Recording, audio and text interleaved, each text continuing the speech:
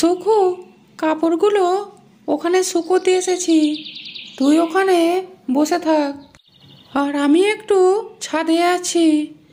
আর তোকে যেটা বলেছিলাম সেটা মনে রাখিস, না হলে আমাদের প্ল্যানটা ভেস্তে যাবে, বুঝেছিস? তুই তাহলে থাক। আচ্ছা আচ্ছা, ঠিক আছে, তুমি এখন যাও। আর তারপর কিছুক্ষণ সময় কেটে যায়, আর সুখু হাওয়া কখন আসবে সেই আশায় দিন গুনতে থাকে। ওই তো বাতাস এসে গেছে, এবার সব নিয়ে যাবে।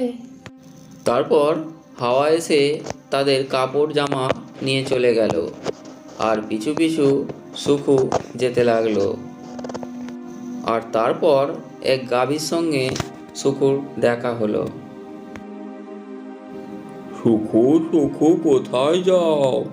আমার গোয়ালটা কেড়ে দিয়ে যাও। তোমার গোয়াল আমি কাটতে যাব কেন? আমি এখন যাই। সুখু না কিছু বলে চলে গেল। আর তারপরই দেখা হয় এক শ্যাওড়া গাছের সঙ্গে, তারপর আবার কলা গাছের সঙ্গে। সে কিছু না বলে আবার সেখান থেকে চলে গেল বাতাসের পিছু পিছু।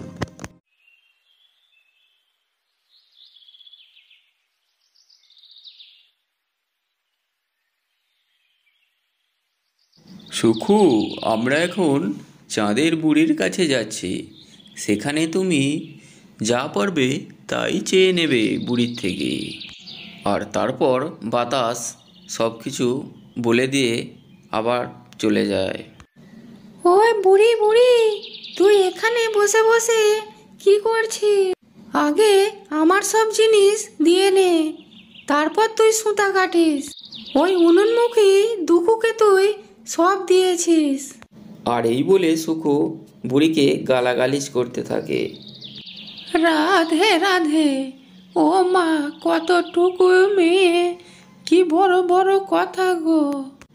আর এরপর সুখু তার চরকা ধরে টানা হেজরা করতে থাকে। আচ্ছা আচ্ছা, তুই এখন চান করে সব খেয়ে নে, তারপর সব পাবি। তারপর বুড়ি চুপ করিয়া রইল কিছুক্ষণ। আর তুই দেখছি খুব খারাপ মেয়ে, যা যা, আর দেরি করিস না। তারপর সুখু তেলখানা ভালো দেখে ওই তেলটা মাথায় মাখল ভালো করে।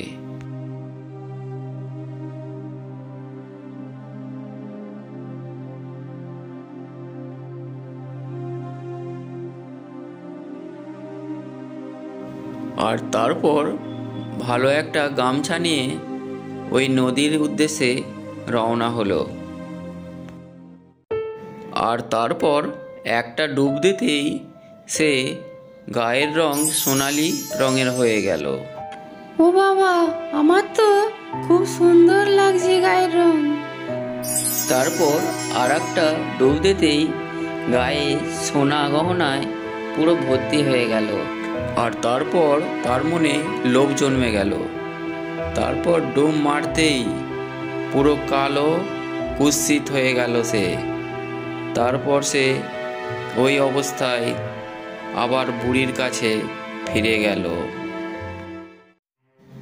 আহা, ছাই কপালি, তুই কি 3টে ডুব দিয়েছিলি? আরে যা যা, আর দেরি করিস নে, যা গিয়ে খেয়ে নে, তারপর না হয় কাপড় নিয়ে যাস আমার থেকে। আর তারপর সুখু আরও রাগে গালিগালাজ করতে লাগলো বুড়িকে। তারপর খাবার ঘরে চলে যায়, গিয়ে নানান রকমের ভালো ভালো খাবার সে দেখে। তার মধ্যে সে মাংস ভরা থালিটা নিয়ে খেতে লাগলো।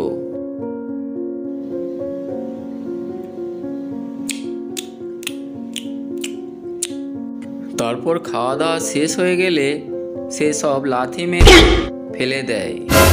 তারপর হন্তদন্ত হয়ে রাগে চলে যায় বুড়ির কাছে আবার। আরে হতভাগী, যা এবার তুই কাপড় নিয়ে বাড়ি চলে যা। তারপর রাগে হন্তদন্ত হয়ে কাপড় নিয়ে নিল। কাপড় নিয়ে আবার রাস্তা দিয়ে হাঁটতে শুরু করলো। আর সুখুর এই কালো কুৎসিত মুখ দেখে সবাই তাচ্ছিল্য করতে লাগলো। আর তারপর আবার শ্যাওড়া গাছের কাছে এলো। আর শ্যাওড়া গাছ তার গায়ে একটা ডাল ফেলে দিল। আর সুখু চিৎকার করতে লাগলো। বাঁচাও বাঁচাও, মরে গেলাম। তারপর আবার ওখান থেকে চলে গেল কলা গাছের কাছে। আর কলা গাছও সেই একই উচিত শিক্ষা দিল। সেই কলার কাঁদি সুখুর গায়ের উপর ফেলে দিল। আর সুখু যন্ত্রণায় কাঁদতে কাঁদতে সেখান থেকে চলে গেল গাভীর কাছে।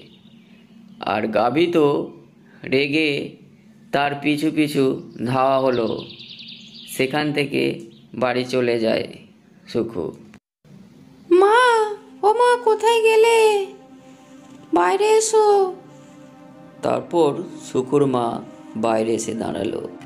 হায় হায় হায় গো, তোর কি অবস্থা হয়েছে রে মা? এ তো তোকে আমি কিছু চিনতেই পারছি না। হায় হায় গো, আমার কি সর্বনাশ হলো। কি হলো মা? তুমি তোমার সুকুকে দেখে এত কান্নাকাটি করছো কেন? তোমার কি হয়েছে? মা রে, তোর এই কুৎসিত মুখ আমি আর দেখতে পাচ্ছি না। তুই কোথায় গিয়েছিলিস? আমি ভেবেছিলাম এক, আর হয়ে গেল যে আর এক রকম। তারপর সুখু কাঁদতে লাগলো। আর হ্যাঁ বন্ধুরা, অহংকার ভালো, কিন্তু অতি বড় অহংকার মোটেই ভালো নয়। যেমন সুখু মা অতি লোভ করতে গিয়ে নিজের সর্বনাশ নিজেই ডেকে নিয়ে এলো। তাই অপরের ওপর অহংকার করার থেকে নিজে খেটে খাওয়া অনেক ভালো। এতে দুটোই বজায় থাকে, সুখ শান্তি। আর যেখানে অহংকার থাকে সেখানে সুখ শান্তির ছোঁয়াটুকুও থাকে না।